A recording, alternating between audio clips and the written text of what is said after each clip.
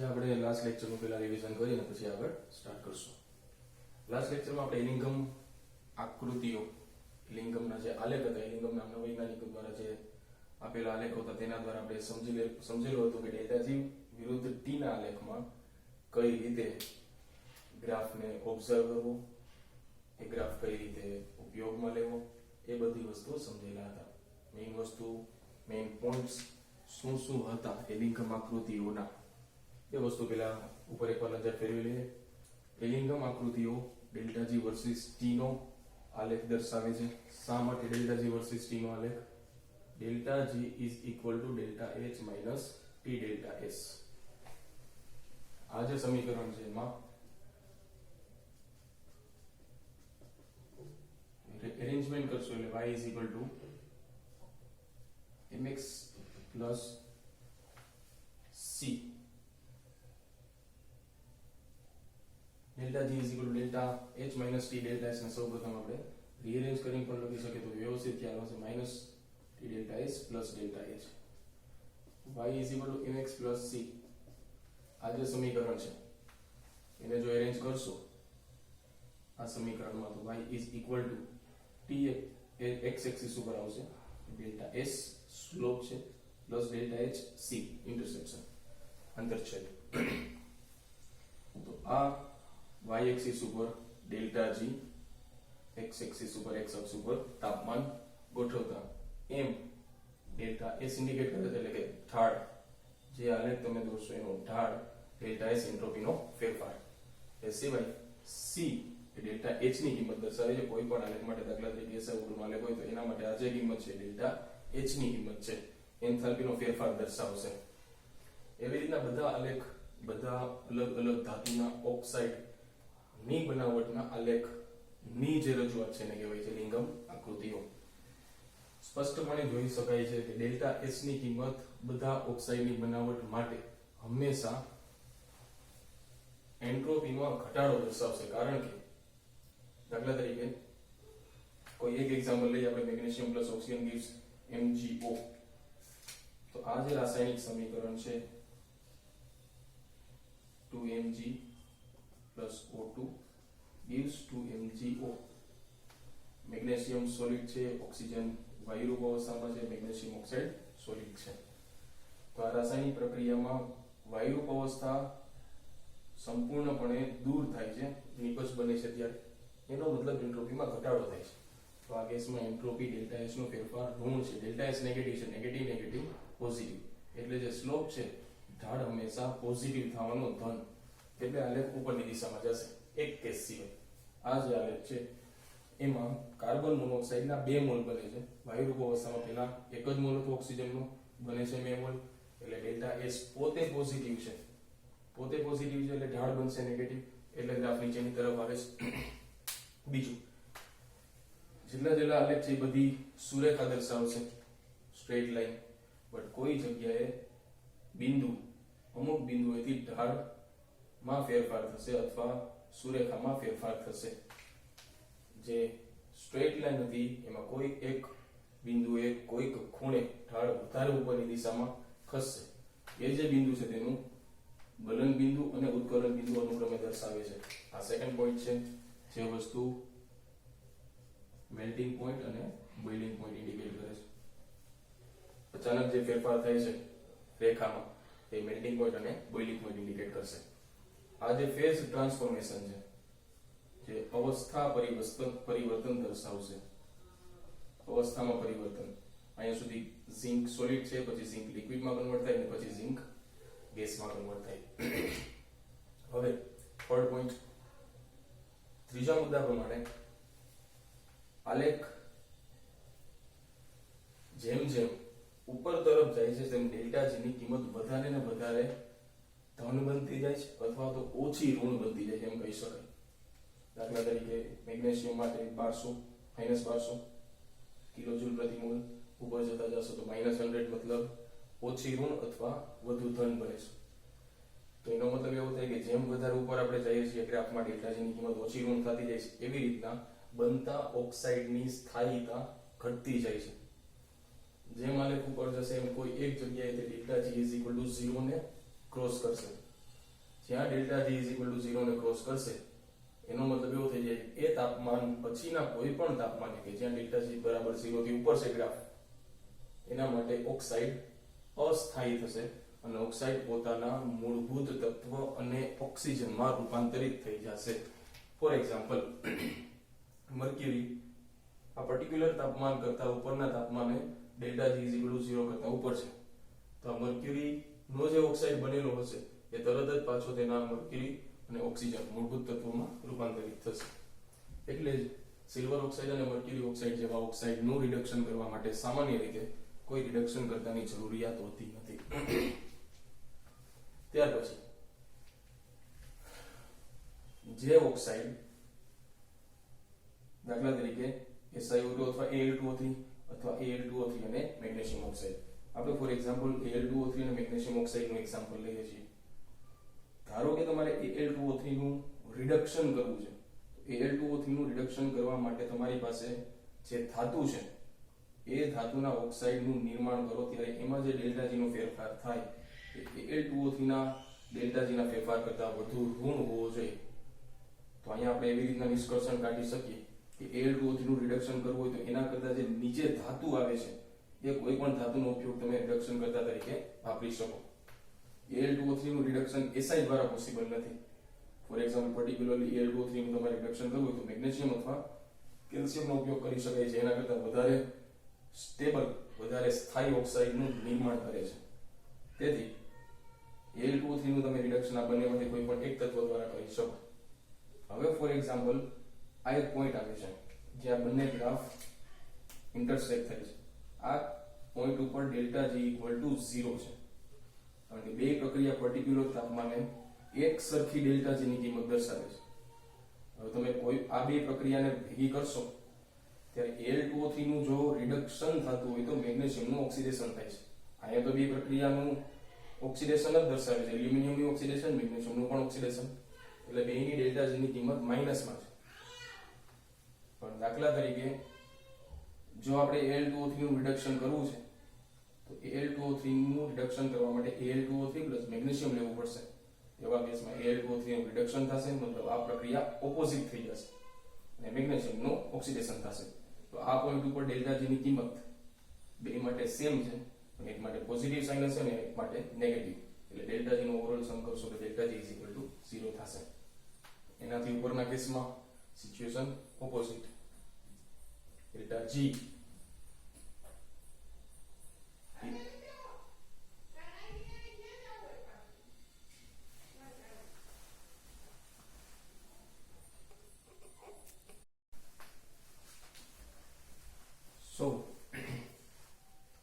આ પોઈન્ટ પછી graph totally opposite થઈ જતો હતો. અહીંયા સુધી આ point delta G is equal to 0 વાળા પોઈન્ટથી આગળની સિચ્યુએશન એવી હતી Al2O3 મેગ્નેશિયમથી રિડ્યુસ થતો હતો, પણ એના કરતા ઊંચા તાપમાને ગ્રાફ ઓપોઝિટ થઈ જાય છે. આ જે ગ્રાફ નીચે હતો પેલા હવે ઊંચા તાપમાને ઉપર છે અને એલ્યુમિનિયમનો ગ્રાફ નીચે છે, મતલબ હવે મેગ્નેશિયમ ઓક્સાઇડ એલ્યુમિનિયમથી રિડ્યુસ થશે. તો આ અમુક મેઇન પોઈન્ટ હતા કે જે આપણે લાસ્ટ લેક્ચરમાં જોયા હતા. હવે એલિંગમ આકૃતિઓની મર્યાદા એના બે મુદ્દા મહત્વના બાકી છે. બે પોઈન્ટ જ અંડરલાઈન કરવાના છે ખાલી, એમાં ટેક્સ્ટબુકમાં NCERT-માં ભેગા અંડરલાઈન કરતા જાજો.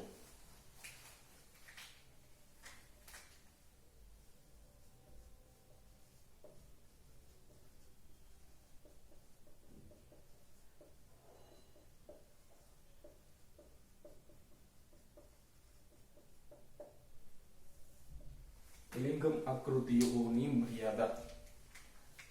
એલિંગમ આકૃતિ આપણને ડેલ્ટા જી વર્સિસ ટી નો ગ્રાફ બતાવે છે. આપણને એ વસ્તુ દર્શાવે છે કે આપેલી રાસાયણિક પ્રક્રિયા નું રિડક્શન કરવું છે, કોઈ પણ ઘટકનું રિડક્શન કરવું છે તો કયો રિડક્શન કરતા પદાર્થ હોવો જોઈએ. એ સિવાય આપણને એ માહિતી આપે છે કે પ્રક્રિયા આપમેળે થશે કે નહીં. તો બંને માહિતી મળી જાય છે કે રિડક્શન કરતા કયો વાપરશું અને રાસાયણિક પ્રક્રિયા થાય કે ન થાય, પણ એ માહિતી નથી મળતી કે રાસાયણિક પ્રક્રિયા કેટલી ઝડપથી થશે. એનો મતલબ રાસાયણિક પ્રક્રિયાના વેગ વિશે માહિતી મળતી નથી. એનો ફર્સ્ટ પોઈન્ટ છે પેલી મર્યાદા.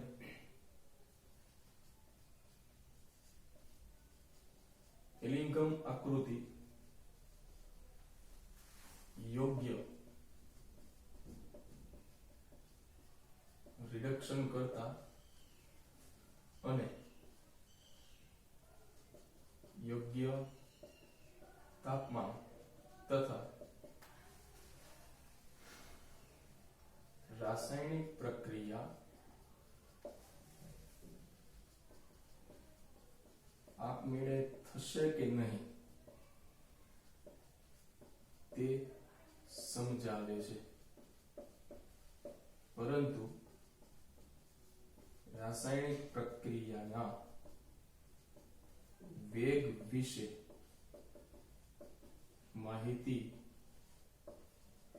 આપતું નથી. દાખલા તરીકે તમારે ઝિંક ઓક્સાઇડનું રિડક્શન કરવું છે તો ઝિંક ઓક્સાઇડના રિડક્શન કરવા માટેની નીચે જેટલા તત્વો છે એમાંથી કોઈ પણ તત્વ સિલિકોન, એલ્યુમિનિયમ, મેગ્નેશિયમ અને કોપર લઈ શકાય. પણ જેમ કોઈ પણ તત્વના ઓક્સાઇડ એના માટે વપરાતું ધાતુ એ બે વચ્ચેનો ડેલ્ટા જી નો તફાવત જેટલો વધારે હોય એટલું રિડક્શન વધારે સરળતાથી થશે. શું કારણ છે એનું? દાખલા તરીકે 2Zn plus O2 gives ZnO. આ પ્રક્રિયા માટે ડેલ્ટા જી નો ફેરફાર છે -600 ની આસપાસ છે. ધારો કે -600. દાખલા તરીકે magnesium 2 magnesium plus O2 gives 2 MgO. આ પ્રક્રિયા માટે ડેલ્ટા જી નો ફેરફાર છે લગભગ -1100. હવે જો તમે આ પ્રક્રિયામાં ઝિંક ઓક્સાઇડનું રિડક્શન કરવા માંગો છો તો આ પ્રક્રિયાને મારે ઉલટાવી પડે. ઝિંક ઓક્સાઇડ ડાબી બાજુ આવી જશે અને એમાંથી બનવું જોઈએ Zn plus O2. તો ડેલ્ટા જી ઓબ્વિયસલી 600 થશે, -600 ની જગ્યાએ. હવે એમાં તમે આ મેગ્નેશિયમ ફિટ કરશો એટલે કે દાખલા તરીકે આ પ્રક્રિયાને ઉલટાવીને ફરી પાછી આપણે આ પ્રક્રિયા લખીએ છીએ 2Mg plus O2 gives 2MgO. O2 બંને બાજુથી કેન્સલ થશે. આ પ્રક્રિયા માટે ડેલ્ટા જી નો ફેરફાર છે -1100. તો બંનેનો સમૂહ કરશો એટલે ZnO plus 2Mg gives Zn plus 2MgO. Delta G નો સમૂહ કરશો delta G is equal to -1100 plus 600 જેવું, મતલબ 500 ની આજુબાજુમાં -500 જેટલી કિંમત આવે છે. હવે ધારો કે આપણે મેગ્નેશિયમ રાખ્યું એટલા માટે આન્સર આવ્યો. જો મેગ્નેશિયમની જગ્યાએ કેલ્શિયમની પ્રક્રિયા રાખેલી હોત તો આ જ વેલ્યુ અહીંયા -1200 થાત. એ જ વસ્તુ અહીંયા -1200 થાત. તો આ કિંમત -500 ની જગ્યાએ -600 થાત. એનો મતલબ રાસાયણિક પ્રક્રિયામાં વધારે મુક્ત ઉર્જાનો ફેરફાર છે તો રાસાયણિક પ્રક્રિયા વધારે સરળતાથી થઈ શકે. એનો મતલબ આ બે આલેખ વચ્ચે જેટલી જગ્યા વધારે, ડેલ્ટા જી નો તફાવત જેટલો વધારે, એટલી રાસાયણિક પ્રક્રિયા વધારે સરળતાથી થાય. આની ઉપરથી આપણને એ માહિતી મળે શકે કે રાસાયણિક પ્રક્રિયા થશે કે નહીં, સરળતાથી થશે કે નહીં. પણ એ માહિતી ન મળે કે રાસાયણિક પ્રક્રિયાનો વેગ શું હશે, કેટલા સમયમાં રાસાયણિક પ્રક્રિયા સંપૂર્ણ રીતના પૂરી થશે.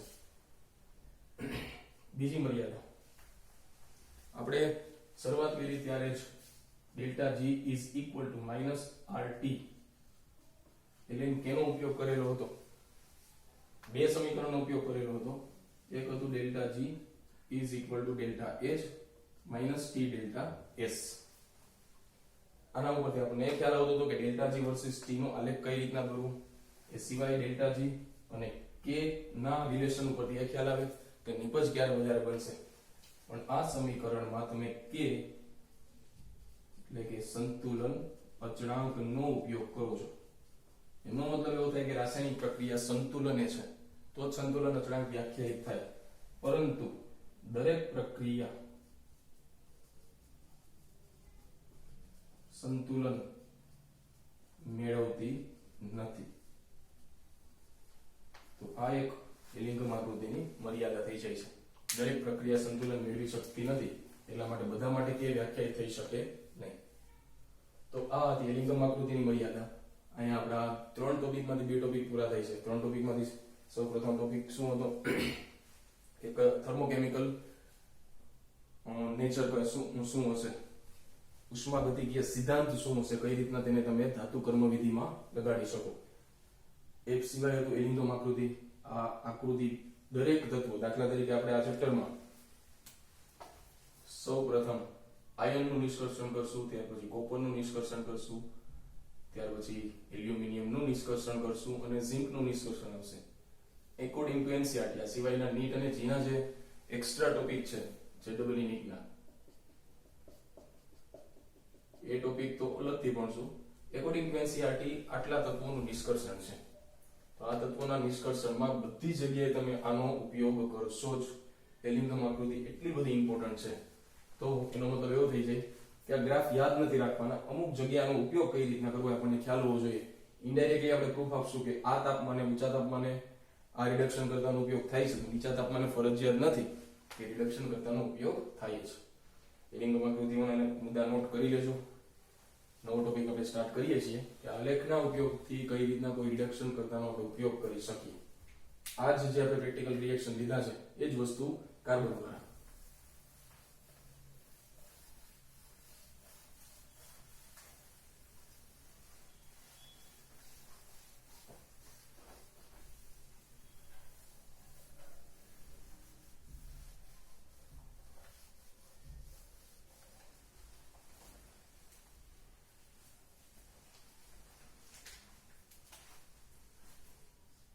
કાર્બનનો ઉપયોગ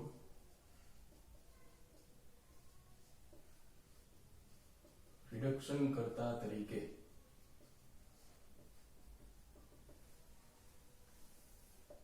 એનસીઈઆરટી માં જો વ્યવસ્થિત અરેન્જ ના હોય તો ટોપિક સમજી લેજો. સૌથી પહેલા એનસીઈઆરટી નો આપણો ટોપિક શું હતો? ઉષ્માગતિકીય સિદ્ધાંતનો ઉપયોગ શું છે. એના બે સૌથી પહેલા પોઈન્ટ હતા કે ઉષ્માગતિકીય સિદ્ધાંત ઉપરથી આપણે શું જાણી શકશું. તો બે જ મુદ્દા છે મેઇન. તો રિડક્શન કરતાની કઈ રીતના આપણે ઓળખાણ કરશું કે કયો રિડક્શન કરતા વપરાય છે, અને એ સિવાય ઓપ્ટિમમ ટેમ્પરેચર એવું કયું તાપમાન છે જે રાસાયણિક પ્રક્રિયા સૌથી સરળતાથી થાય એની ઉપર આપણે ડિસ્કશન બે સૂત્રો ઉપરથી પૂરા કર્યા. Delta G = delta H minus T delta S, delta G = -RT ln k. ત્યારબાદ એલિંગમ આકૃતિઓ કોષ્ટકમાં જે વિગત આપેલી છે 4 થી 5 મુદ્દા અતિશય મહત્વના તેના મુદ્દાઓ એલિંગમ આકૃતિ ઉપરથી મળતી માહિતીના, અને ત્યારબાદ તેની મર્યાદાઓ. ત્યાર પછી કાર્બનનો ઉપયોગ રિડક્શન કરતા તરીકે કઈ રીતના, ખાલી કાર્બન નહીં, આપણે પ્રેક્ટિકલી જોઈ લીધું કે કોઈ પણ તત્વનો રિડક્શન કરતા તરીકે ઉપયોગ કરો તો એક્ચ્યુઅલી વર્ક કઈ રીતે કરે છે. ટેક્સ્ટ બુકમાં છે એટલે કાર્બન પ્રમાણેનું એક ટોપિક બને છે, 2 માર્કનો એક ક્વેશ્ચન બને છે બોર્ડ માટે. તો એ પૂરો કરી લઈએ પહેલા. દાખલા તરીકે તમારી પાસે કોઈ MXO પ્રકારનો ઓક્સાઇડ છે અને જેનું આપણે રિડક્શન કરવું છે. જો MXO પ્રકારના ઓક્સાઇડનું રિડક્શન કરો તો તમને M ધાતુ અને ઓક્સિજન વાયુ મળશે. ધારો કે અહીંયા આપણે કઈ ફેરફાર નથી કરવો તત્વયોગ નીતિમાં, તો XM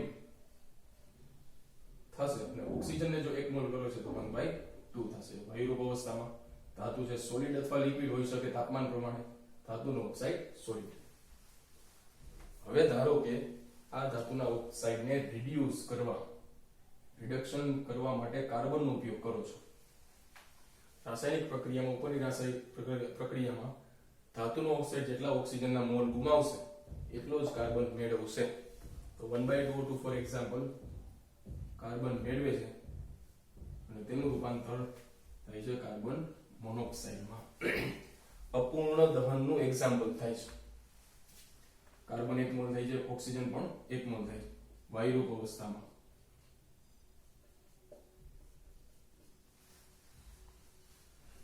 હવે જરૂરી નથી કે આપણે કાર્બનનું અપૂર્ણ દહન જ કરાવીએ અને આ જ રીતે કરાવીએ. ઘણી બધી અલગ અલગ રીતે પણ આ સમીકરણને તમે લખી શકો. દાખલા તરીકે કાર્બનને જ આપણે આ સમીકરણ દ્વારા આમાંથી પણ લઈ શકાય, એલિંગમ આકૃતિઓ ઉપરથી પણ, અથવા બીજી એક રીત એ પણ છે કે તો અપૂર્ણ દહનની જગ્યાએ તેનું આપણે શું કરાવીએ સંપૂર્ણ દહન. તો કાર્બન પ્લસ એક આલેખ તમારું આ રીતના આવશે. 2C + O2 gives 2CO. પણ ફેરફાર એટલો થશે કે અહીંયા O2 1 મોલ ની જગ્યાએ તમારે હાફ મોલ કરવો પડશે. તો જે રાસાયણિક પ્રક્રિયા આપણે લખીએ છીએ carbon plus half O2 gives carbon monoxide, એની જગ્યાએ હાફ કાર્બન લેવો પડશે. જો તમારે અહીંયા હાફ O2 કરવું હોય તો કમ્પલસરી બધાને 2 થી ડિવાઈડ કરવા પડે. અને એ સિવાય કાર્બન ડાયોક્સાઇડ સંપૂર્ણ દહન દ્વારા પ્રક્રિયા કરાવી હોય તો પણ કરી શકાય. તો એ જ પ્રક્રિયાનો ફરી પાછી લખું છું. દાખલા તરીકે હાફ સંપૂર્ણ દહન મતલબ કાર્બનનો ઓક્સિજન સાથેની પ્રક્રિયાથી કાર્બન ડાયોક્સાઇડ બનવું. C+O2 થી CO2 તમે લખો છો એનો મતલબ એવો થયો કે તમે 1 મોલ O2 નો ઉપયોગ કરો છો, એકચ્યુઅલી હાફ મોલ O2 જ રિલીઝ થાય. તમારે બધાને કેટલાથી ભાગવા પડશે? 2 વડે. સો 1/2 કાર્બન, 1/2 ઓક્સિજન, 1/2 CO2. સમીકરણ અને 2 આપી શકાય. સમીકરણ 3 સમીકરણ એક ઉપરનું જ છે. હજી એક રીતના તમે કાર્બન ડાયોક્સાઇડ બનાવી શકો CO2 કાર્બન મોનોક્સાઇડ નો ઉપયોગ કરો તો. ધારો કે કાર્બન મોનોક્સાઇડ ની પ્રક્રિયા O2 સાથે કરો છો તો કાર્બન ડાયોક્સાઇડ બનશે. ડિફરન્સ એટલો છે કે તમે હાફ O2 નો જ ઉપયોગ કરો છો. So carbon monoxide plus half O2 gives carbon dioxide. હવે અહીંયા પ્રક્રિયા ઓલરેડી બેલેન્સ થાય છે. 1 મોલ ઓક્સિજન અહીંયા 2 મોલ ઓક્સિજન. હવે પ્રક્રિયા 4. આમાંથી કોઈ પણ પ્રક્રિયાનો તમે આની સાથે ઉપયોગ કરી અને સાબિત કરી શકો કે રાસાયણિક પ્રક્રિયા પૂરી થશે કે નહીં થાય. એના માટે ડેલ્ટા G ની કિંમત હોવી જોઈએ. હવે આ જે છે એ ધાતુના ઓક્સાઇડનું વિઘટન છે. આમાં કોઈ જગ્યાએ ધાતુના ઓક્સાઇડના વિઘટનની પ્રક્રિયા નથી, ધાતુના ઓક્સાઇડની બનાવટની પ્રક્રિયા છે. તો સૌપ્રથમ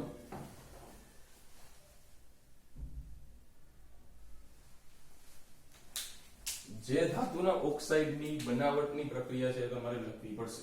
આ જ પ્રક્રિયાને ઉલટાવું. દાખલા તરીકે આ પ્રક્રિયા જે છે એમાં બંધ તૂટે છે, એની જગ્યાએ એના કરતા ઓપોઝિટ પ્રક્રિયા લખી. XM ધાતુની પ્રક્રિયા 1/2 O2 સાથે કરતા MXO બને છે. આના માટે ડેલ્ટા G ની કિંમત આની જેમ જ ઋણ હશે, ડેલ્ટા G માઈનસમાં હશે. સમજો વ્યવસ્થિત. આ જે પ્રક્રિયા છે દહનની પ્રક્રિયા છે, બધા માટે ડેલ્ટા G ની કિંમત માઈનસમાં હશે. ઓક્સાઇડની બનાવટની પ્રક્રિયા છે, કાર્બન મોનોક્સાઇડ બને છે, કાર્બન ડાયોક્સાઇડ બને છે. તો હવે દાખલા તરીકે મારે આ જે પ્રક્રિયા છે એ પ્રમાણે કાર્બનનો ઉપયોગ કરવો છે રિડક્શન કરતા તરીકે. મારે આ બે પ્રક્રિયાનું શું કરવું પડે? સમીકરણ 1 જે ધાતુના ઓક્સાઇડની બનાવટની પ્રક્રિયા છે અને કાર્બન મોનોક્સાઇડની બનાવટની, એ બંને પ્રક્રિયાનો સમપ કરવો પડે, સરવાળો કરવો પડે. પણ સરવાળો કરો ત્યારે એ વસ્તુ ખાસ ધ્યાન રાખવાની કે આપણે આ પ્રક્રિયા ડેલ્ટા G માઈનસ વાળી જે પ્રક્રિયા છે એમાં રહેલા ધાતુના ઓક્સાઇડનું રિડક્શન કરવાનું છે. વ્યવસ્થિત જોજો. XM plus 1/2 O2 gives MXO. વધારે હું આ પ્રક્રિયા વિચારું છું. કાર્બન ની પ્રક્રિયા 1/2 O2 અને કાર્બન મોનોક્સાઇડ બંને માટે ડેલ્ટા G ની કિંમત માઈનસમાં છે. જો આવી રીતના કરશો તો રાસાયણિક પ્રક્રિયા પોસિબલ ન બને. બે ધાતુના ઓક્સાઇડ બનાવે, બે ઓક્સાઇડ બનાવે છે. એક કાર્બન ધાતુ છે, ઉપર ધાતુનો ઓક્સાઇડ આપણે લીધો છે. આ પ્રક્રિયા મૂળભૂત રીતના લખવાનું કારણ જ છે, કારણ કે કરવાની તો આ જ છે, પણ તમારી પાસે બધી જગ્યાએ ધાતુના ઓક્સાઇડની જ બનાવટની પ્રક્રિયા હશે. હવે ધારો કે આ પ્રક્રિયાને ફ્લિપ કરું તો ડેલ્ટા G શું થશે? પ્લસ. ધારો કે એ પ્રક્રિયા આપણે લખીએ છીએ MXO gives XM plus 1/2 O2. તો ડેલ્ટા G એના માટે શું થઈ જશે? પ્લસ થશે. આ પ્રક્રિયા માટે માઈનસ, આ પ્રક્રિયા માટે પ્લસ. હવે આ બે પ્રક્રિયાને હું જો ઉમેરું છું તો ઓવરઓલ રિએક્શન આવી રીતના થશે. MXO પ્રકારનું ઓક્સાઇડ છે જેની સાથે કાર્બન ઉમેરાય છે, પ્લસ 1/2 O2 પણ અત્યારે રાખીએ છીએ, gives MXO plus carbon plus 1/2 O2. હવે આની જમણી બાજુ લખીએ તો XM પ્લસ 1/2 O2 અને બીજી પ્રક્રિયાનો કાર્બન મોનોક્સાઇડ. તો બંને બાજુથી 1/2 O2 1/2 O2 કેન્સલ થશે. તો ઓવરઓલ રિએક્શન આપણી પાસે થશે MXO plus carbon gives XM plus carbon monoxide. આ પ્રક્રિયા માટે જે ડેલ્ટા G ની કિંમત આપણને મળવાની છે, આ બંને રાસાયણિક પ્રક્રિયાને ડેલ્ટા G ની કિંમતનો સરવાળો મળશે અને એ કિંમત આપણી પાસે માઈનસમાં હોવી જોઈએ તો જ આ પ્રક્રિયા થઈ શકે. જો આ પ્રક્રિયાનો ડેલ્ટા G ઓવરઓલ પ્રક્રિયાનો ડેલ્ટા G પ્લસ આવે તો રાસાયણિક પ્રક્રિયા પોસિબલ નથી. એનો મતલબ કોઈ પણ ધાતુનું તમારે જો રિડક્શન કરવું છે, ધાતુના ઓક્સાઇડનું રિડક્શન કરવું છે, તો કોઈ પણ રિડક્શન કરતા દાખલા તરીકે આપણે કાર્બન લઈએ છે તો કાર્બનને કોઈ પણ સ્વરૂપમાં લઈ શકાય. કાર્બનને મૂળભૂત કોક તરીકે લઈ શકાય, કાર્બન મોનોક્સાઇડ તરીકે પણ લઈ શકાય. પણ કયા તાપમાને કોકનો ઉપયોગ કરશું, કયા તાપમાને કાર્બન મોનોક્સાઇડનો ઉપયોગ કરશું, એ બધી વસ્તુ તાપમાન ઉપર આધાર રાખશે, જે આપણે આયનના નિષ્કર્ષણમાં જોશું. આ જે વસ્તુ છે એનો અલગથી આખો ટોપિક છે, વ્યવસ્થિત NCERT માં લાઈન ટુ લાઈન રીડ કરી અને પછી આપણે આયનનું નિષ્કર્ષણ સ્ટાર્ટ કરીએ છીએ. 5 મિનિટનો ટાઈમ આપણે લઈએ અને વાંચી જ લઈએ પહેલા, અને પછી તમે આગળ સ્ટાર્ટ કરશો.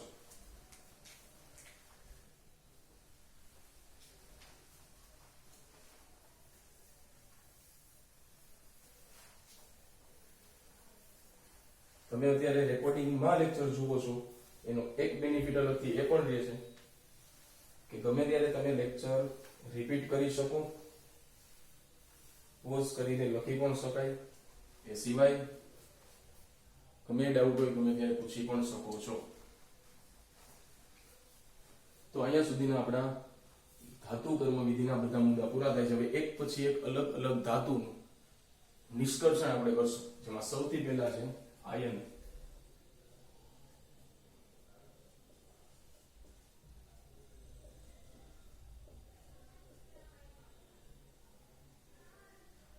આયનનું નિષ્કર્ષણ, લોખંડનું નિષ્કર્ષણ. હવે જો કે આપણે આકૃતિની કઈ ખાસ રિક્વાયરમેન્ટ નથી, કાર્બન મોનોક્સાઇડનો આપણે ઉપયોગ કરશું, કોકનો ઉપયોગ કરશું, ત્યારે આપણે ફક્ત બે જ આલેખની જરૂર પડશે.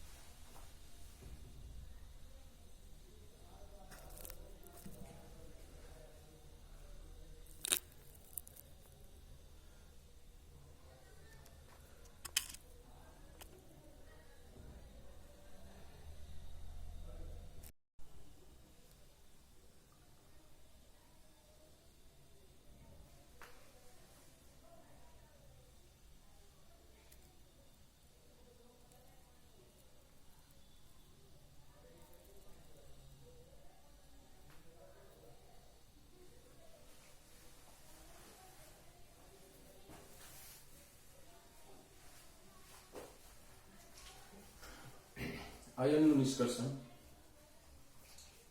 લોખંડને કઈ રીતના અલગ કરી શકાય તેની કાચી ધાતુઓમાંથી. સૌથી પહેલા તો આયનના નિષ્કર્ષણમાં મહત્વના મુદ્દા કે લોખંડની કાચી ધાતુઓ કઈ કે Fe2O3 hematite, Fe3O4 magnetite, FeCO3 siderite and FeS2 iron pyrite. આપણે આગળ ભણી ગયા એ પ્રમાણે જે કોઈ પણ ધાતુ તમે નિષ્કર્ષિત કરો છો ઓક્સાઇડ સ્વરૂપ હોય તો એ સૌથી સરળતાથી એનું રિડક્શન કરી શકાય, અને કુદરતી રીતે મળતા હિમેટાઇટ નું પ્રમાણ સારું એવું છે અને સરળતાથી તેનું રિડક્શન પણ થઈ શકે છે. તેથી સૌથી વધારે લોખંડનું નિષ્કર્ષણ હિમેટાઇટ નામની કાચી ધાતુમાંથી થાય છે. હવે દાખલા તરીકે તમે એનું નિષ્કર્ષણની શરૂઆત કરશો એટલે સૌથી પહેલા બધાય તબક્કા જે આપણે મેટલર્જી એટલે કે ધાતુ કર્મ વિધિના જેટલા તબક્કા હતા એ બધા ફરીથી રિપીટ થશે. જેટલા આપણે ભણી ગયા એ બધા, મતલબ તમારે વિચારવાના રહેશે કે આમાં કઈ કઈ પદ્ધતિનો ઉપયોગ થાય. દાખલા તરીકે Fe2O3 હોય, Fe3O4 હોય, એમાં લોખંડની હાજરીના કારણે તેનો ગુણધર્મ ચુંબકીય હશે. સૌથી પહેલું વિચારો કે ધાતુ કર્મ વિધિના 4 મુદ્દા હતા, એમાં સૌથી પહેલો મુદ્દો શું હતો? આપણે જ્યારે કાચી ધાતુ મેળવીએ ત્યારે સૌથી પહેલા એનું પાવડરિંગ કરતા, ભૂકો કરતા એનો, જેથી નાના કણો સરળતાથી રાસાયણિક પ્રક્રિયા કરી શકે. એનો મતલબ ગ્રાઇન્ડિંગ કરતા,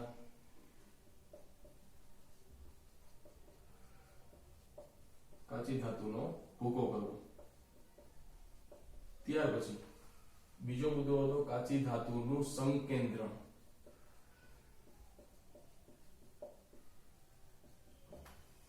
કાચી ધાતુનું સંકેન્દ્રણ કરવા માટેની ઘણી બધી અલગ અલગ પદ્ધતિ હતી. મોટા કણો જો એમાં અશુદ્ધિ ન હોય તો હાથ વડે વીણી શકાય. ત્યાર પછી પાણી વડે તેને વોશિંગ આપી શકાય, ધોઈ શકાય, જેથી ઘનતાના તફાવતને લીધે મોટા જે કણો, હલકા કણો છે એ દૂર થઈ જશે. ત્યાર પછી તેને ચુંબકીય અલગીકરણથી પણ અલગ કરી શકાય, જેમાં લોખંડની કાચી ધાતુને શુદ્ધ કરવા માટે ચુંબકીય અલગીકરણનો ઉપયોગ થાય. જો સલ્ફાઇડ યુક્ત કાચી ધાતુ હોય તો એમાં ફિન પ્લવન પદ્ધતિનો ઉપયોગ થઈ શકે. સિલ્વર, ગોલ્ડ અને એલ્યુમિનિયમ જેવી ધાતુઓ માટે લીચિંગ, નિક્ષાલન પ્રક્રિયાનો ઉપયોગ થઈ શકે. તો અહીંયા સૌથી પહેલા સંકેન્દ્રણ થઈ જાય, પછી કાચી ધાતુનું રિડક્શન કરી અને અશુદ્ધ ધાતુ મેળવવી ત્રીજા તબક્કામાં, અને પછી તેનું શુદ્ધ ધાતુ મેળવવા માટે શુદ્ધિકરણ કરવું પડે. તેનો મતલબ આપણી પાસે જો આ બધી ધાતુઓ હશે તો સંકેન્દ્રણ કરી લીધા પછી આ તબક્કામાં કાચી ધાતુના રિડક્શન કરીએ પહેલા દાખલા તરીકે આપણી પાસે FeCO3 છે અથવા FeS2 છે, તો આના માટે તમારે કેલ્સિનેશન પ્રક્રિયાનો ઉપયોગ કરવો પડશે, જેમાં ઊંચા તાપમાને હવાની ગેરહાજરીમાં પ્રક્રિયા કરાવીને FeO બનાવવું પડે ને CO2 દૂર થઈ જશે. FeS2 ની પ્રક્રિયા કરશો તો સલ્ફરની હાજરીના કારણે આ પ્રક્રિયા રોસ્ટિંગ પ્રક્રિયા થઈ જશે, ભૂંજન પ્રક્રિયા. ગરમ કરતા FeO SO2 છૂટું પડશે, સલ્ફર ડાયોક્સાઇડ. તો કેલ્સિનેશન પ્રક્રિયામાં કાર્બોનેટનું ઓક્સાઇડમાં અને રોસ્ટિંગ પ્રક્રિયા ભૂંજન પ્રક્રિયામાં સલ્ફાઇડનું ઓક્સાઇડમાં રૂપાંતરણ થાય છે.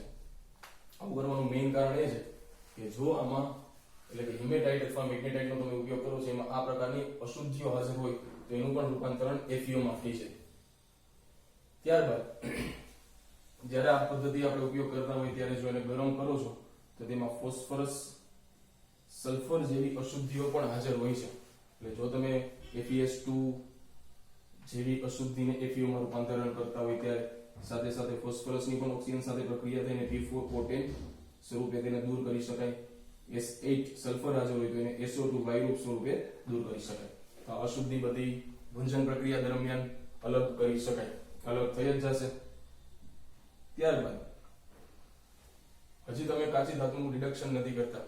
કાચી ધાતુના રિડક્શન માટે બે તબક્કા છે. એક તો સલ્ફાઇડ અને કાર્બોનેટ સ્વરૂપમાં ધાતુ હોય તેને ઓક્સાઇડમાં ફેરવવી, એના માટે તમે આ પ્રક્રિયા કરો છો. આ પ્રક્રિયા દરમિયાન જ એમાં જે અશુદ્ધિઓ છે એ અશુદ્ધિનું ઓક્સાઇડ સ્વરૂપમાં રૂપાંતરણ થઈને દૂર થઈ શકે. એ સિવાય FeO ને FeO તરીકે ન રાખી શકાય, એને કમ્પલસરી Fe2O3 માં રૂપાંતરિત કરવી પડે. એટલે ગરમ કરશો ત્યારે ઓટોમેટિક ઓક્સિજન સાથે પ્રક્રિયા કરી અને Fe2O3 માં રૂપાંતરિત થશે જ. આવું શું કામ એને કરવું એ આપણે લાસ્ટ લેક્ચરમાં શીખી ગયા. જો FeO પોતાના મૂળ સ્વરૂપમાં હાજર હોય અને જો SiO2 પણ અંદર હાજર છે અથવા એના જેવી બીજી કોઈ એસિડિક અશુદ્ધિ હાજર છે તો આ બેઝિક ઓક્સાઇડ છે. એસિડિક SiO2 એસિડિક ઓક્સાઇડ તરીકે કાર્ય કરે તો base plus acid FeSiO3 slag બનાવી શકે. તો અહીંયા FeO જે આપણા માટે ઉપયોગી છે એને નુકસાન કરતા થઈ શકે. એટલા માટે FeO જે હાજર છે પહેલેથી જ અથવા આ પ્રક્રિયા દરમિયાન બનેલું છે એનું રૂપાંતરણ Fe2O3 માં કરવું ફરજિયાત છે. શા માટે એવું કરવું પડે? કારણ કે જો અંદર SiO2 સિલિકા હાજર હોય તો FeSiO3 બને છે, સ્લેગ તરીકે દૂર થઈ જાય. સ્લેગ આપણા માટે ઉપયોગી નથી પણ FeO ઉપયોગી હતું. એટલા માટે જો FeO જ હાજર ના હોય Fe2O3 માં રૂપાંતરિત થઈ જાય તો SiO2 તેની સાથે પ્રક્રિયા કરશે નહીં અને આપણું FeO બચશે. તો આ પ્રક્રિયા શરૂઆતનો તબક્કો રજૂઆત કરે છે આયનના નિષ્કર્ષણની. કેમ આપણે કાચી ધાતુના રિડક્શન સુધી પહોંચી શકીએ, ઓક્સાઇડ સુધી પહોંચી શકીએ એના માટેનો તબક્કો હતો. હવે એકવાર આપણી પાસે ઓક્સાઇડ મળી જાય પછી કઈ રીતે આયનનું રિડક્શન કરવું? તો આયનનું રિડક્શન વાત ભઠ્ઠીમાં કરવામાં આવે છે.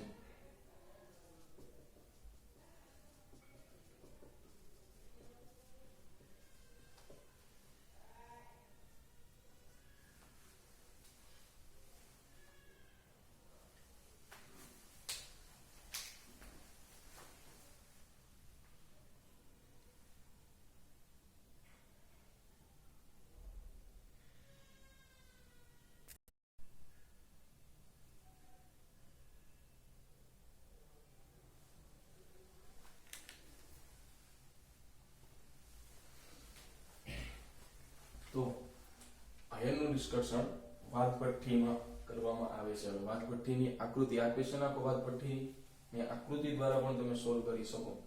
વ્યવસ્થિત ઓબ્ઝર્વ કરશો, વ્યવસ્થિત સમજશો એટલે આ ક્વેશ્ચન છે લેન્ધી પણ મોસ્ટ ઇમ્પોર્ટન્ટ છે અને બહુ ઈઝી છે. સૌપ્રથમ વાતભઠ્ઠીની આકૃતિ વ્યવસ્થિત દોરાવી જોઈએ. દાખલા તરીકે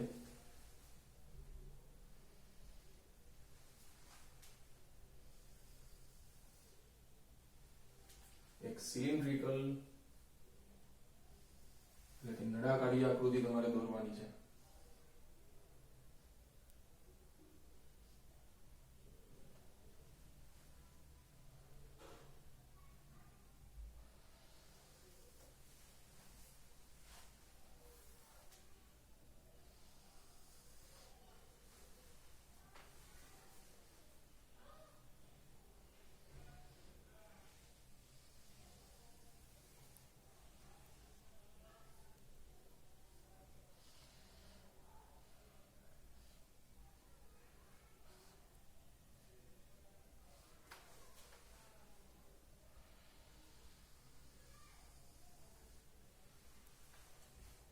આ વાદભઠ્ઠીનો સૌથી ઉપરનો પાર્ટ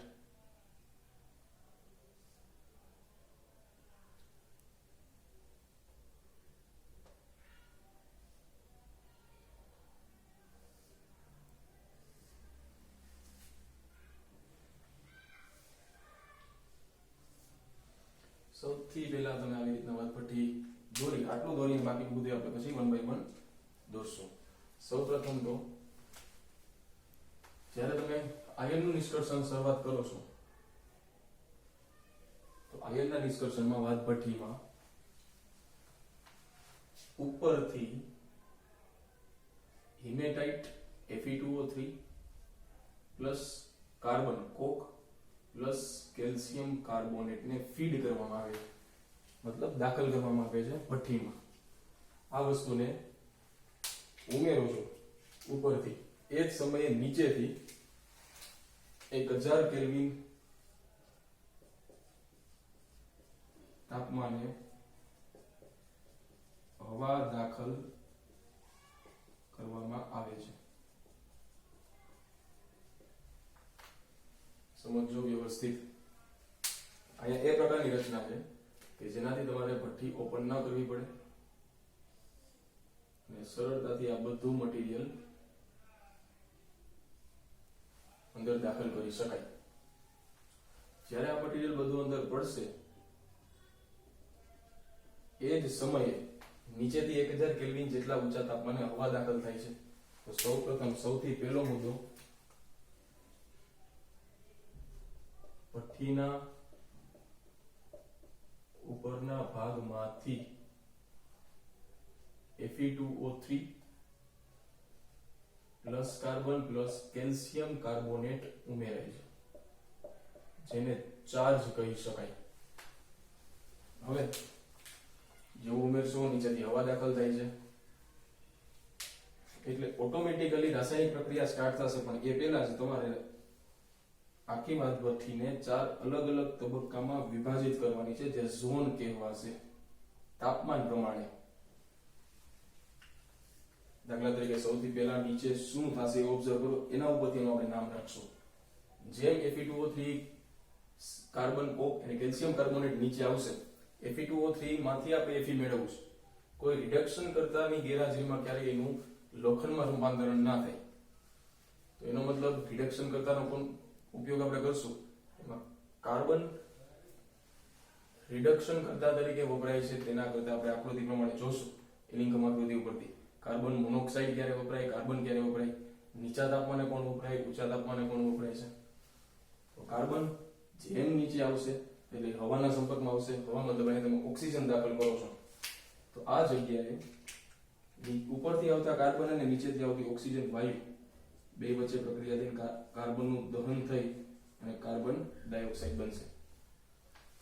આ કાર્બન ડાયોક્સાઇડ દહન પ્રક્રિયાથી ઉત્પન્ન થાય ઉષ્માક્ષેપક પ્રક્રિયા છે. દહન થાય છે, દહન માટે શબ્દ કયો વપરાશે? કમ્બશન. તેથી આ ઝોન, આ જે વિભાગ છે એને આપણે કહીશું કમ્બશન ઝોન. દહન થાય છે તે માટે.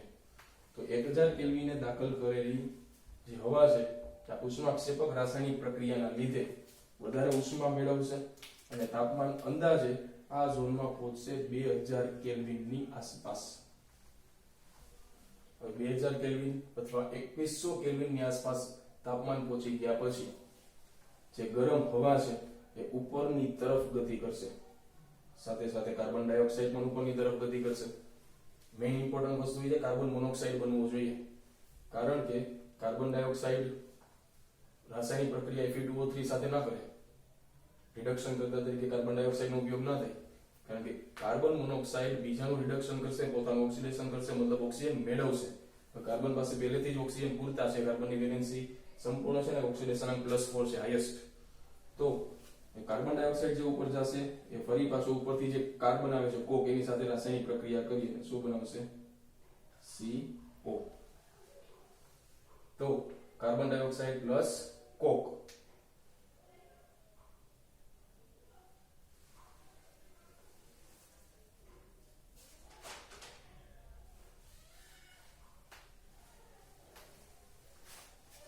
carbon dioxide plus coke gives carbon monoxide.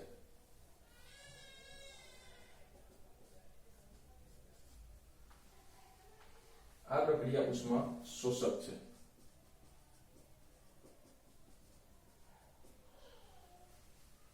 આ રાસાયણિક પ્રક્રિયા ઉષ્મા શોષક હોવાને લીધે તાપમાન ઘટશે, ઘટી અને અંદાજે 1500 થી 1600 કેલ્વિનની આસપાસ પહોંચશે તાપમાન ઘટવાથી. એ સિવાય જ્યારે લોખંડના વિભાગમાં આવશે ત્યારે એના ગલનની પ્રક્રિયા પણ આ જ વિભાગમાં થાય છે. એટલા માટે જે આ ઝોન છે એને ફ્યુઝન ઝોન કહેવાય છે. ફ્યુઝન થવું મતલબ સોલિડનું લિક્વિડમાં કન્વર્ઝન થવું, ઘનનું પ્રવાહીમાં રૂપાંતરણ થાય તે પ્રક્રિયાને આપણે ફ્યુઝન કહીએ છીએ. તો આ એ જ ગાળો છે જ્યાં લોખંડ છે પ્રવાહી સ્વરૂપમાં આપણને મળશે, શરૂઆત થશે અહીંથી. એટલા માટે આ ઝોન કીધો ફ્યુઝન ઝોન. એની ઉપરનો જે ઝોન છે, દાખલા તરીકે આ ઝોનમાં કઈ વસ્તુ થશે? Fe2O3 તો છે કોઈ જગ્યાએ આવશે જ નહીં, કાર્બનની જ પ્રક્રિયા હતી. આ જે ઝોન જેમાં કેલ્શિયમ કાર્બોનેટનો રોલ છે, આ તાપમાનના ગાળામાં એટલે કે 1200 કેલ્વિનની આસપાસ તાપમાન હશે. અહીંયા જે હવા ઉપર આવે છે ધીમે ધીમે ઠંડી થતી થતી 1200 કેલ્વિને પહોંચશે, ત્યાં કેલ્શિયમ કાર્બોનેટનું વિઘટન થશે કેલ્શિયમ ઓક્સાઇડમાં અને કાર્બન ડાયોક્સાઇડમાં. આ જે કાર્બન ડાયોક્સાઇડ છે ફરી પાછી આ જ પ્રક્રિયા કરી શકે, ઉપરથી કાર્બન આવશે એને મેળવી અને કાર્બન મોનોક્સાઇડમાં રૂપાંતરિત થઈ શકે. આ જે કેલ્શિયમ ઓક્સાઇડ છે એને આપણે સ્પેસિફિકલી આ સ્વરૂપમાં ઉમેરીએ છીએ. એની પાછળનું રીઝન છે કે જો આયનમાં કોઈ SiO2, આયનની જે કાચી ધાતુ છે એમાં SiO2 ટાઈપની એસિડિક અશુદ્ધિ હોય, તો આ એસિડિક અશુદ્ધિ સાથે કેલ્શિયમ ઓક્સાઇડ બેઝિક ઓક્સાઇડ રાસાયણિક પ્રક્રિયા કરી શું બનાવી શકે? CaSiO3, calcium silicate. કેલ્શિયમ સિલિકેટને આપણે કહીશું સ્લેગ. એનો મતલબ આ ઝોનમાં સ્લેગની બનાવટ થાય છે. તો આ જે ઝોન છે ને આપણે કહીશું slag formation zone. Slag formation થઈ જાય ત્યારબાદ ઉપર રાસાયણિક પ્રક્રિયા જેમ જેમ ઉપર વાયુ જતા જશે, જેમ ત્યાં કાર્બન મોનોક્સાઇડ છે વાયુ અવસ્થામાં ઉપર જશે, કાર્બન મોનોક્સાઇડ એક રિડક્શન કરતા તરીકે ઉપયોગ કરી શકાય, પણ આ તાપમાનના ગાળામાં કાર્બન મોનોક્સાઇડ રિડક્શન કરતા તરીકે વાપરી ન શકાય અથવા વપરાશે નહીં Fe2O3 ના રિડક્શન માટે. એ કાર્બન મોનોક્સાઇડ જ્યારે ઉપર જશે ત્યારે એ સંપર્કમાં આવશે Fe2O3 ના, ત્યારબાદ એની અંદર Fe3O4 હોય તો એના પણ. જેવું Fe2O3 સાથે કાર્બન મોનોક્સાઇડની પ્રક્રિયા કરશો, Fe3O4 સાથે કાર્બન મોનોક્સાઇડની પ્રક્રિયા કરશો, તો Fe2O3 માંથી બનશે FeO, Fe3O4 માંથી પણ બનશે FeO વત્તા કાર્બન ડાયોક્સાઇડ. અથવા Fe2O3 ની પ્રક્રિયા કાર્બન મોનોક્સાઇડ સાથે કરી અને તમે સીધું Fe પણ મેળવી શકો. આ પ્રકારની પણ પ્રક્રિયા થઈ શકે. તો આ જે પ્રક્રિયા છે એ બધી રિડક્શન પ્રક્રિયા છે અને એ જે ઝોનમાં થાય છે એનું તાપમાન અંદાજે 500 કેલ્વિન થી 900 કેલ્વિનની આસપાસ રહી શકે. અને આ પ્રક્રિયા રિડક્શન છે, એનો મતલબ એવો થાય કે આ જે ઝોન છે એ રિડક્શન ઝોન છે. આ તાપમાનના ગાળામાં રિડક્શન પ્રક્રિયા થશે. Fe2O3 નું FeO માં, Fe3O4 નું FeO માં અને Fe2O3 નું Fe માં રૂપાંતરણ થઈ શકે. હવે આ જે FeO બને છે, જે Fe આયન બનશે એ તો ધીમે ધીમે નીચે આવશે, સોલિડ ફોર્મમાં બનશે અને આ ગાળામાં એનું ફ્યુઝન થશે, લિક્વિડમાં રૂપાંતરિત થશે. પણ જે FeO બનશે એ મૂળ આપણી પ્રક્રિયા છે અને એ પ્રક્રિયા અહીંયા કમ્પ્લીટ થશે. FeO વત્તા કાર્બન gives Fe વત્તા કાર્બન મોનોક્સાઇડ. શા માટે એવું થયું? અહીંયા કેમ FeO નું રિડક્શન ના થયું અને કાર્બન કેમ એની સાથે પ્રક્રિયા ત્યાં નથી કરતો, કાર્બન અહીંયા પણ હાજર હતો, FeO કેમ અહીંયા જ આવીને રાસાયણિક પ્રક્રિયા કરે છે કાર્બન સાથે. તો આ જે લોજિક છે એલિંગમ આકૃતિ ઉપરથી આપણે સાબિત કરશું કે કેમ FeO અહીંયા સુધી પહોંચી અને કાર્બન સાથે આ ઝોનમાં એટલે કે આ તાપમાનના ગળામાં આવીને જ પ્રક્રિયા કરી અને Fe અને કાર્બન મોનોક્સાઇડ બનાવે છે એ પણ જોશું. હવે અત્યાર સુધી શું થયું, કાર્બન મોનોક્સાઇડ ઉપર જતો હતો, જે કાર્બન મોનોક્સાઇડનો ઉપયોગ નહીં થાય અથવા કાર્બન ડાયોક્સાઇડ હશે એવા બધા વાયુઓ ઉપરના વિભાગમાંથી બહાર નીકળશે. આટલી પ્રક્રિયા પૂર્ણ થઈ ગયા પછી નીચે આપણને લોખંડ પ્રવાહી સ્વરૂપમાં મળશે. આ જે લોખંડ મળશે એમાં સાથે સાથે સ્લેગ પણ હશે. એનો મતલબ એવો થશે અહીંયા નીચે પ્રવાહીના બે લેયર બનશે.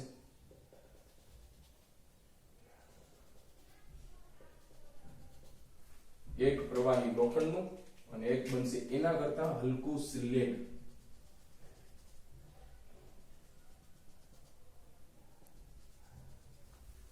સ્લેગ હલકો હશે એટલે લોખંડ પ્રવાહી લોખંડની ઉપર જશે, એના માટે આઉટલેટ ઉપરની દિશામાં હશે અને પ્રવાહી લોખંડને દૂર કરવા માટે નીચેની દિશામાંથી આઉટલેટ હશે. અહીંથી નીકળશે પીગલિત Fe અને આ સાઈડથી નીકળશે સ્લેગ. ચાલો અહીં સુધી પહેલા નોટ ડાઉન કરજો.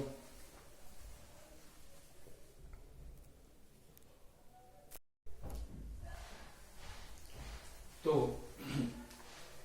છેલ્લે આપણે જે રીતના જોયું પ્રમાણે સૌપ્રથમ આયનનું નિષ્કર્ષણ કરવા માટે વાત ભઠ્ઠીમાં ઉપરના ભાગમાંથી Fe2O3 કાર્બન અને કેલ્શિયમ કાર્બોનેટને દાખલ કરવામાં આવે છે. એ જ સમયગાળા દરમિયાન 1000 કેલ્વિનની આસપાસ અહીંથી હવા દાખલ કરવામાં આવે છે. જેમ આ બધો મિક્સચર જે મિશ્રણ છે નીચે આવશે સાથે સાથે હવા ઉપર જશે. જેવો કાર્બન નીચેથી દાખલ કરેલી ઓક્સિજનના સંપર્કમાં આવશે, કાર્બન અને ઓક્સિજનની રાસાયણિક પ્રક્રિયા થઈ અને કાર્બન ડાયોક્સાઇડ બનશે. આ પ્રક્રિયા ઉષ્માક્ષેપક છે. 1000 કેલ્વિને દાખલ કરેલી જે હવા છે એનું તાપમાન વધીને થશે 2000 કેલ્વિન. આ પ્રક્રિયા અત્યારે કન્સિડર નથી કરવાની, સ્ટેપ બાય સ્ટેપ જવાનું છે. આ કાર્બન ડાયોક્સાઇડ વાયુ ઉપરની દિશામાં જશે. આ કાર્બન ડાયોક્સાઇડ ઉપરથી આવતા કાર્બનના સંપર્કમાં આવતા કાર્બન મોનોક્સાઇડ બનશે. જે ઉષ્મા શોષક પ્રક્રિયા છે, ઉષ્માની જરૂર પડશે તેથી તાપમાન ઘટશે 2000 કેલ્વિન થી ઘટીને 1500 થી 1600 કેલ્વિન.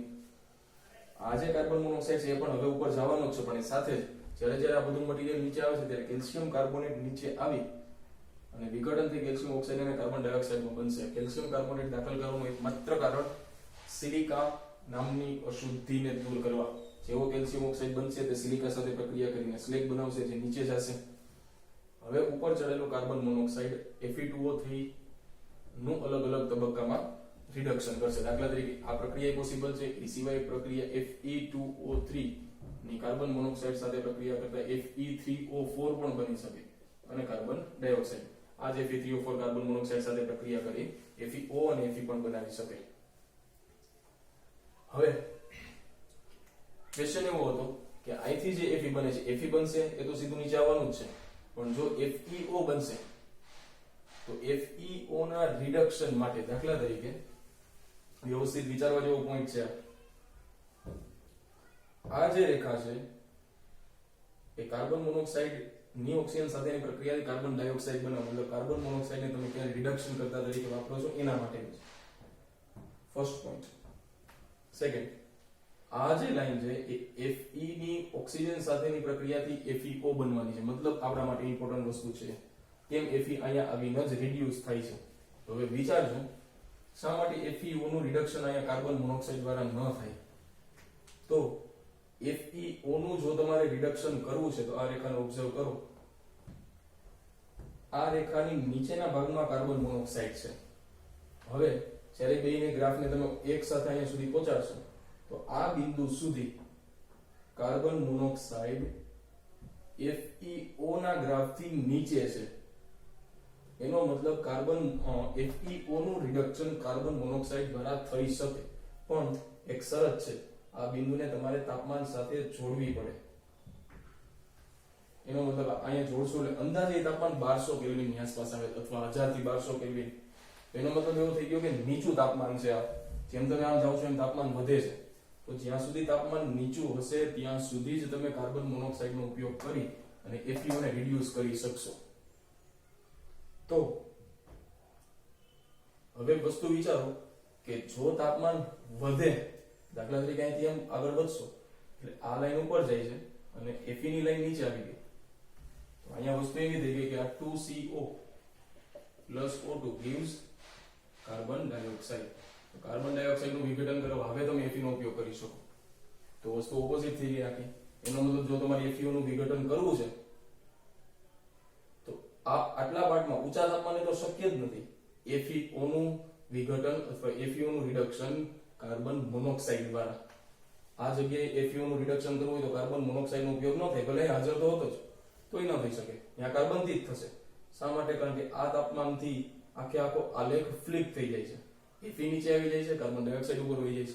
ઊંચા તાપમાને કાર્બન ડાયોક્સાઇડ ને રિડ્યુસ કરવા Fe નો ઉપયોગ થઈ શકે, પણ નીચા તાપમાને તમે કાર્બન મોનોક્સાઇડ નો ઉપયોગ કરી અને FeO ને રિડ્યુસ કરી શકો. હવે દાખલા તરીકે આપણે FeO ને અહીંયા રિડ્યુસ કાર્બન મોનોક્સાઇડ દ્વારા નથી કરવું, નીચા તાપમાને કરીએ છીએ Fe2O3 ને અને Fe3O4 ને. FeO નીચે આવશે, આ ગાળામાં કાર્બન દ્વારા રિડ્યુસ થશે. અહીંયા રિડ્યુસ કરવું હોય તો કાર્બન મોનોક્સાઇડ દ્વારા થાય, કાર્બન દ્વારા ન થાય. હવે એવું શા માટે? દાખલા તરીકે આ લાઈન ઓબ્ઝર્વ કરશો, અહીંયા કાર્બન ઓક્સિજન સાથે પ્રક્રિયા કરીને કાર્બન મોનોક્સાઇડ બનાવે છે. હવે તમે આ લાઈન થોડીક વાર માટે ભૂલી જાઓ અને FeO વાળી જે રેખા છે એને વિચારો કે આ જે FeO વાળી રેખા છે અને આ કાર્બન મોનોક્સાઇડની બનાવટની પ્રક્રિયા છે. તો આ જે રેખા છે એનાથી નીચેના ભાગમાં હવે આ આખી લાઈન અહીંથી અહીંયા સુધીની એ આખી FeO ની લાઈનથી નીચે છે. એનો મતલબ FeO નું રિડક્શન તમે કાર્બન દ્વારા કરી શકો, નીચેના પાર્ટમાં છે એટલે, અને એ ઊંચા તાપમાને છે. એનો મતલબ એવો થઈ ગયો કે FeO નું રિડક્શન જો તમારે કરવું છે તો બે વસ્તુ પોસિબલ છે, તાપમાન ઊંચું છે અથવા તાપમાન નીચું છે. જો તાપમાન ઊંચું હશે તો ઊંચા તાપમાને FeO નું રિડક્શન તમે કાર્બન દ્વારા જ કરી શકો, કારણ કે એ જ તાપમાનના ગાળામાં કાર્બન FeO થી ગ્રાફમાં નીચે છે, એલિંગમ આકૃતિ ઉપરથી. અને જો તાપમાન નીચું હશે તો FeO નું રિડક્શન માટે કાર્બન ઉપયોગી નથી. નીચા તાપમાને FeO નું રિડક્શન કરવા માટે કોણ ઉપયોગી છે? Carbon monoxide.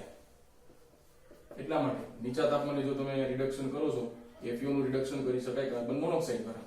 અને જો FeO નીચે સુધી આવી જાય છે ફોર એક્ઝામ્પલ, તો આ પ્રક્રિયા FeO ની હવે કાર્બન દ્વારા જ પૂરી થશે, એલિંગમ આકૃતિ દ્વારા. આ વસ્તુ એમાં મોસ્ટ ઇમ્પોર્ટન્ટ હતી. હવે એ સિવાય હજી એક ચર્ચા કરી દઈએ સાથે સાથે.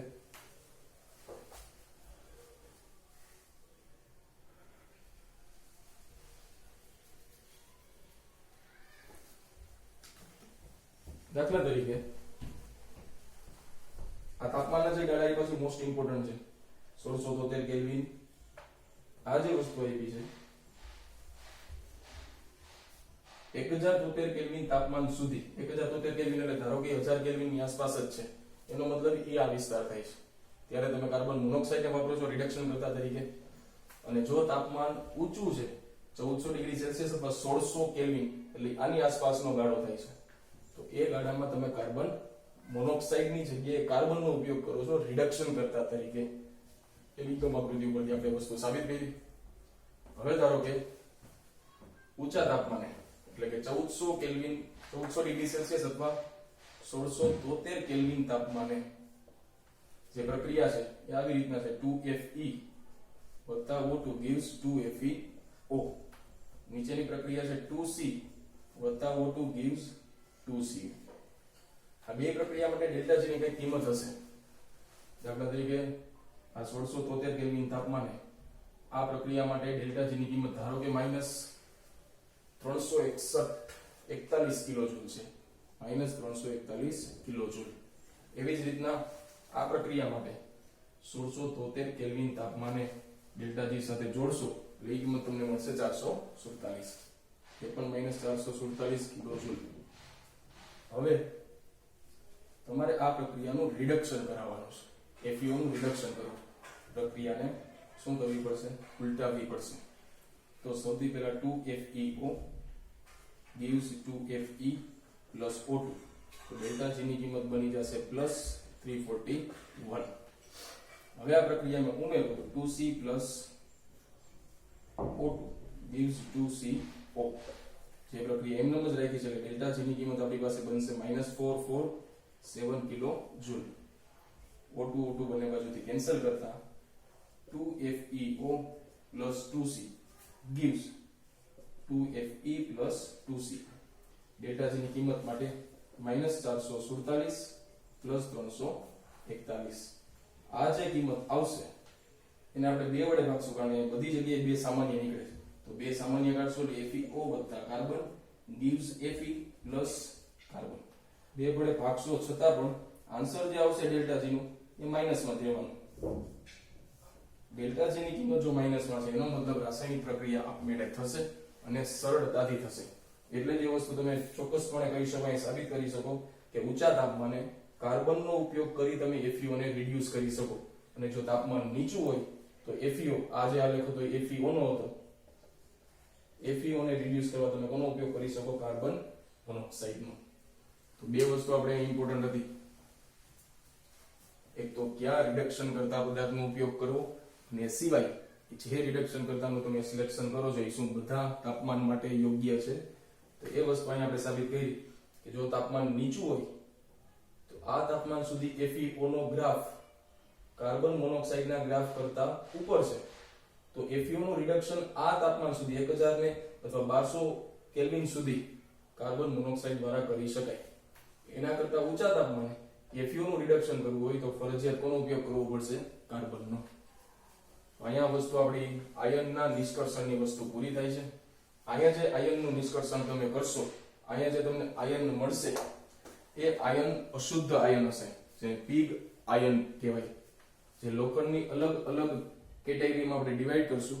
પેલા આટલું વ્યવસ્થિત વાંચી લ્યો, સરળતાથી કમ્પ્લીટ કરો. આ જે સમીકરણમાં અહીંયા આપ્યા છે એની તમને વ્યવસ્થિત રીતના સમજૂતી આપેલી છે, આપણે પણ અહીંયા કમ્પ્લીટ કરી. કોઈ પણ રાસાયણિક પ્રક્રિયા માટે, દાખલા તરીકે આ જે પ્રક્રિયા હતી 2Fe plus O2 gives 2FeO, જ્યારે તમે લખો ત્યારે ખાસ વસ્તુ એ ધ્યાનમાં રાખવાની કે આના માટે જે ડેલ્ટા જી નો ફેરફાર છે તેમાંથી શું બને છે? Fe માંથી FeO, એને Fe ડેશ કોમા FeO તરીકે લખી શકાય. આવી રીતના તમને NCERT માં જોવા મળશે. પણ મેઇન વસ્તુ કોન્સેપ્ટ છે. ટેક્સ્ટબુક રીડ કરશો એટલે એમાંથી ઓટોમેટિકલી ખ્યાલ આવી જ જવાનો કે વર્ણન કઈ રીતના કરી શકાય. વ્યવસ્થિત વાંચી કોઈ વસ્તુમાં ડાઉટ હોય તો પૂછી શકો.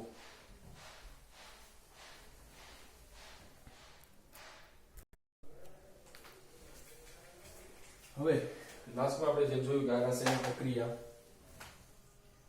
એમાં FeO ઉપર હાજર છે, FeO નીચે પણ હાજર છે, પણ ઉપરનો જે FeO હાજર છે એનું રિડક્શન કોણ કરી શકે, નીચે જે FeO હાજર છે એનું રિડક્શન કોણ કરી શકે, એ બધી વસ્તુ આપણે આલેખ ઉપરથી સમજી લીધી અને ગણતરી પણ કરેલી હતી કે ડેલ્ટા જી ની કિંમત ઋણ આવે છે. તેથી આ જે પ્રક્રિયા છે એના કોમ્બિનેશન થી તમને રાસાયણિક પ્રક્રિયા જે મળે આપમેળે થઈ શકે. હવે જે આ પ્રક્રિયા છે, દાખલા તરીકે FeO plus carbon gives Fe plus carbon monoxide. તો આ પ્રક્રિયા બે અલગ અલગ પ્રક્રિયાનું કોમ્બિનેશન છે. તો FeO એમાંથી બનશે Fe વત્તા O2, બેલેન્સિંગ કરો એટલે આવશે 1/2 O2. અને આ જે પ્રક્રિયા છે કાર્બન, એ કાર્બન મોનોક્સાઇડમાં રૂપાંતરિત થાય, પણ ત્યારે 1/2 O2 મેળવે ત્યારે કાર્બન મોનોક્સાઇડ બને. ઓવરઓલ સમ અપ કરશો એટલે 1/2 O2 1/2 O2 કેન્સલ થશે. FeO plus C gives Fe plus CO. તો આના માટે જે ડેલ્ટા G ની કિંમત હશે, અહીંયા તમે ઓક્સાઇડ નું વિભાજન કરો છો, અહીંયા તમને ડેલ્ટા G ની જે કિંમત મળશે એ કિંમત તમને ઓલવેઝ આપણે આગળ જે ગણતરી કરી તે પ્રમાણે પ્લસમાં હશે. અહીંયા કોમ્બશન થાય છે, ડેલ્ટા G ની કિંમત માઈનસમાં હશે. તો આ ડેલ્ટા G તમે આવી રીતના દર્શાવશો કે ડેલ્ટા G આ પ્રક્રિયા માટે FeO માંથી Fe બંધ તૂટે છે, અહીંયા કાર્બન અને કાર્બન મોનોક્સાઇડ. આ પ્રક્રિયાનું કોમ્બિનેશન કરીને આ બનાવશો, એના માટેનો delta G, net delta G કે રિએક્શન માટેનો ડેલ્ટા G માઈનસમાં રહેવો જોઈએ. એ આપણે લાસ્ટમાં કિંમત સાથે પણ સાબિત કર્યું. હવે એમાં વધારે ટાઈમ બગાડવાનો નથી. હવે અહીંથી જે લોખંડ મળે છે, પિઘલિત લોખંડ, આ પિઘલિત લોખંડ અશુદ્ધ લોખંડ છે. આ અશુદ્ધ લોખંડ ને આપણે ટેક્સ્ટબુક પ્રમાણે કહ્યું કે અંડરલાઈન પણ કરતા જાજો, કાચું લોખંડ કહેશું. લોખંડના અલગ અલગ 3 પ્રકાર છે કાર્બનના ટકાવારી પ્રમાણે. આમાં કાર્બનની ટકાવારી 4% છે. 4% જેટલું કાર્બન એની અંદર હાજર છે, જે કાર્બન અશુદ્ધિ તરીકે છે. કાચા લોખંડમાંથી કાર્બનની ટકાવારી દૂર કરશો અને કાર્બનની ટકાવારી દૂર કરવા માટે આપણે એને લોખંડનો ભંગાર અને કોક સાથે રાસાયણિક પ્રક્રિયા કરાવશું. એમાંથી જે આપણને લોખંડ મળશે એ છે ભરતર લોખંડ.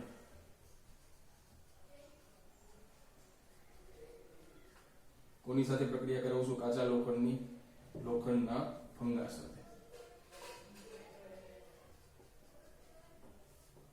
આયન સ્ક્રેપ કહી શકાય છે અથવા કોક સાથે પ્રક્રિયા કરી અને ભરતર લોખંડની પ્રક્રિયા ભઠ્ઠીમાં કે જેની ઉપર Fe2O3 નું સ્તર લગાડેલું છે. હવે આમાં પહેલા તો કોની અશુદ્ધિ હાજર હશે? ફોસ્ફરસની અશુદ્ધિ હાજર હોઈ શકે, સલ્ફરની અશુદ્ધિ હોઈ શકે, આર્સેનિકની અશુદ્ધિ હાજર હોઈ શકે.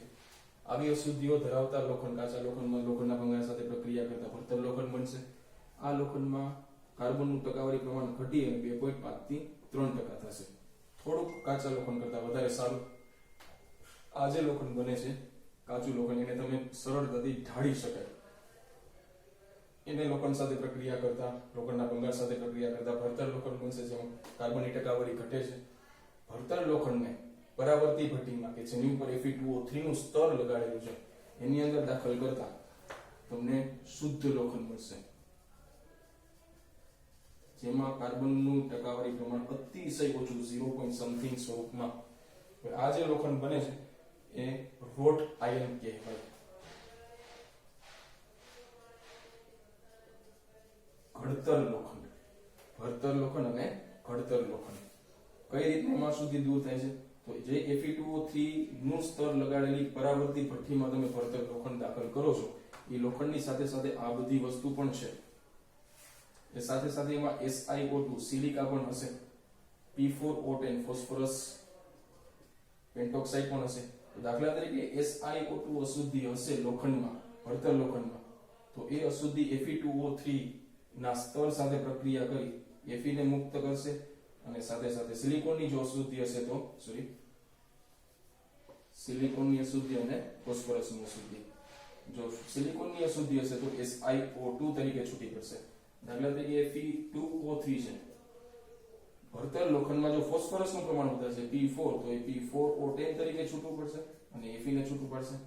આવી રીતના તમે અશુદ્ધિઓને દૂર કરી અને ભરતર લોખંડ બનાવી શકો. દાખલા તરીકે આગળ આપણે વાત કરી એવી રીતના જો સલ્ફર હાજર છે અશુદ્ધિ તરીકે, તો જ્યારે ભરતર લોખંડને તમે Fe2O3 ધરાવતી ભઠ્ઠીમાં દાખલ કરશો, સલ્ફર એની સાથે પ્રક્રિયા કરી એ સોટું બનાવશે, અહીંયા પણ લોખંડ દૂર થશે. આવી રીતે તમે શુદ્ધ લોખંડ એટલે કે ઘડતર લોખંડ મેળવી શકો. તો લોખંડના 3 પ્રકાર: કાચું લોખંડ જેમાં કાર્બનની ટકાવારી સૌથી વધારે, અશુદ્ધ અને લોખંડના ભંગાર સાથે પ્રક્રિયા કરતા ભરતર લોખંડ 2.5 થી 3% કાર્બન ધરાવે. આ ભરતર લોખંડને પરાવર્તી ભઠ્ઠીમાં કે જે ભઠ્ઠી ઉપર Fe2O3 નું સ્તર લગાડેલું છે એ ભઠ્ઠીમાં પસાર કરતા શુદ્ધ લોખંડ મળશે. પણ કઈ રીતના શુદ્ધ લોખંડ મળે છે? આ Fe2O3 લોખંડમાં અંદર રહેલી અશુદ્ધિઓ જેવી કે સિલિકોન, ફોસ્ફરસ અને સલ્ફર જેવી અશુદ્ધિ છે એની સાથે પ્રક્રિયા કરી અનુવર્તી ઓક્સાઇડ બનાવશે. Fe ને છૂટું પાડશે, સિલિકોન ઓક્સાઇડ, અહીંયા Fe છૂટું પડશે P4O10 અને સલ્ફર સાથે પ્રક્રિયા કરી અને SO2 બનાવશે અને આયન બનાવશે. આવી રીતના શુદ્ધ લોખંડ મેળવી શકાય. તો આ હતું વાત ભઠ્ઠીમાંથી કઈ રીતના લોખંડનું નિષ્કર્ષણ કરવું. વ્યવસ્થિત આખો ટોપિક એકવાર વાંચી જવો. આકૃતિ સાથે પૂછવાની શક્યતા સૌથી વધારે. બાકીનું નેક્સ્ટ લેક્ચરથી